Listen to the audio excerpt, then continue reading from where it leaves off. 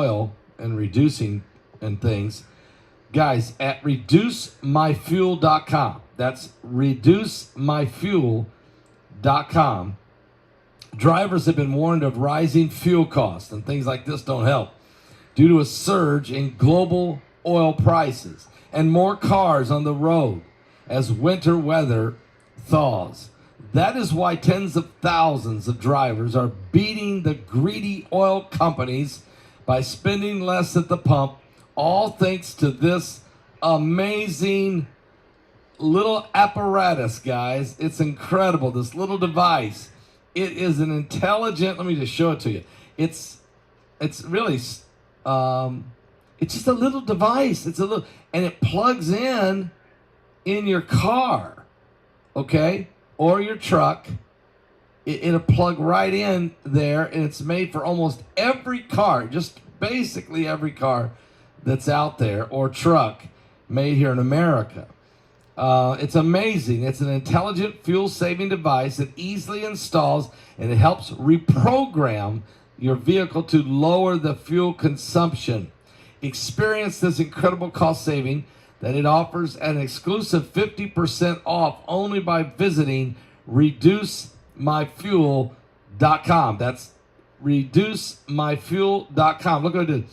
Upgrade your car with this intelligent fuel-saving device, easily to install, begins turning your vehicle's ECU for lower fuel consumption. It's called the EcoFuel, and of course, there it is. It's just does amazing effect here. It's extremely amazing how this works. But you know, you can, now that the engines are so tied into the computers and the AI manifestation that goes on now with our vehicles, that by lowering your fuel consumption each time you fill the gas station using the EcoFuel, you are actively doing your part to decrease the harmful carbon pollution caused by transportation. This device is easy to install. Just follow the quick, easy 6-step list of instructions and then go. Locating the OBD2 port in your vehicle can easily be found through either your vehicle's user manual or on the instructional panel within the EcoFuel packaging. Every car that's 1996 or newer has this capability. Every car from 1996 and on. So it's virtually every car out there for the most part. So I want you to find out about it. Go to reducemyfuel.com. Now let's talk. On Tuesday, Egypt issued a warning expressing concerns that Israel's planned ground invasion of Rafah in southern Gaza could have, quote, catastrophic repercussions for peace in the Middle East. Foreign ministers from Arab League countries conveyed to the United Nations Human Rights Council that some nations were overlooking the suffering in Gaza. The Egyptian foreign minister emphasized that the extreme polarization resulting from the Gaza war had revealed the doubled standards of certain members of the UN's top rights body. Israel has indicated that a truce with Hamas would only delay, not prevent, a ground invasion of Rafah on the Egyptian border, where approximately 1.4 million Palestinian civilians have sought refuge from the ongoing conflict. Quote, "The world is witnessing the most heinous crimes and violations against the Palestinian people," the Egyptian foreign minister said. He then called for an immediate ceasefire and urged Israel not to attack Rafah, Barron's reported. Quote, "Any military action in the present circumstances would have catastrophic repercussions that undermine peace in the region," he warned. The conflict in Gaza originated when Hamas militant groups in control of the Palestinian territory initiated an attack on October the 7th, resulting in approximately 1,160 casualties in Israel, mostly civilians. This is according to figures from the AFP. Additionally, Hamas militants took hostages, with 130 still held in Gaza. In response, Israel launched a retaliatory bombardment and ground offensive in Gaza, leading to the reported deaths of at least 29,878 people, predominantly women and children. This is according to the health ministry in the Hamas-controlled territory.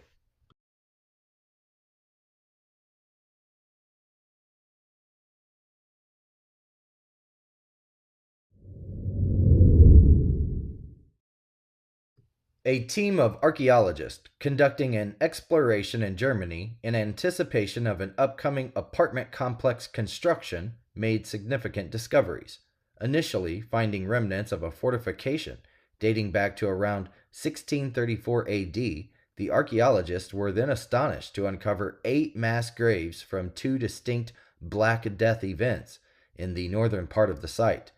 In Terra Veritas, reported that these burials, containing over 1,000 skeletons of plague victims, may constitute the largest mass grave ever excavated in Europe. The 8 burials are categorized into 2 groups. The first group, likely predating the fortification, is covered with a layer of sand, potentially soil excavated for the 1634 building construction. The second group of graves seems to be slightly more recent, the Miami Herald has reported. Archaeologists have fully excavated one of the graves and partially excavated 2 others, situated partly on the site. The burials contained green-tinted bones and skeletons, a result of centuries of metal processing factories being built atop the graves after burial. In the 3 excavated graves, researchers found tightly packed skeletons of various ages. Adults were positioned in sitting or lying postures on their sides and backs, with babies and infants placed in the spaces between adult remains. Anthropologist Florian Meltzer noted that the remains were still in good condition.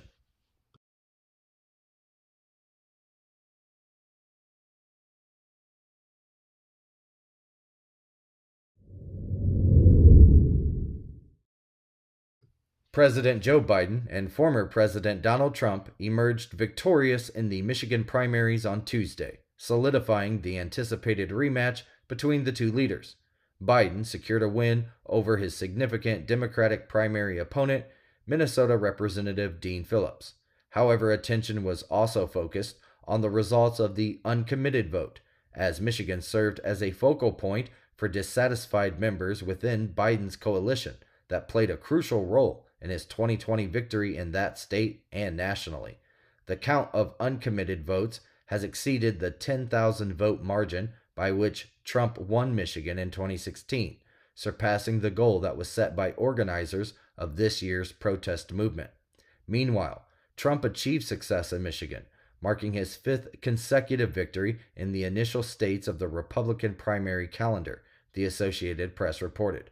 His triumph over former UN Ambassador Nikki Haley, his last major primary challenger, followed a substantial 20 percentage point win over her in her home state of South Carolina on Saturday.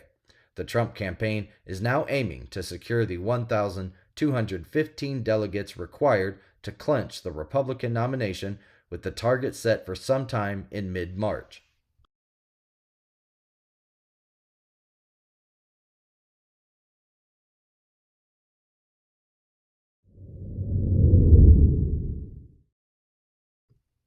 Circus McGurkus Cafe Stupendous has recently reopened after an extensive months-long refurbishment, unveiling not only a new menu, but also introducing a fry robot employee that's named Horton. According to team members at the Seuss Landing restaurant in Universal Islands of Adventure, a new robot, affectionately named Horton, after the elephant protagonist in Dr. Seuss's Horton Hears a Who, is now responsible for crafting the French fries. The Frybot, developed by Middleby's Lab to Fab L2F division, adeptly gathers fries in a basket, submerges them in and out of oil for frying, and can handle 2 different foods, with a capacity of up to 30 pounds in each container. The Frybot operates with full automation, requiring employees only to load fries into a large stainless steel ramp and choose the option mode through an included touchpad, Universal Parks News Today is reporting. Subsequently, the robot picks up the basket of frozen fries, immerses them into the fryer automatically, lifts them once cooked, shakes off excess oil, and deposits the fries into a waiting metal tray. Notably, the Frybot demonstrates adaptability to its human coworkers, promptly reducing its speed upon detecting a human in its operating range. In the event of accidental contact with the robot arm, it can be manually reset by employees.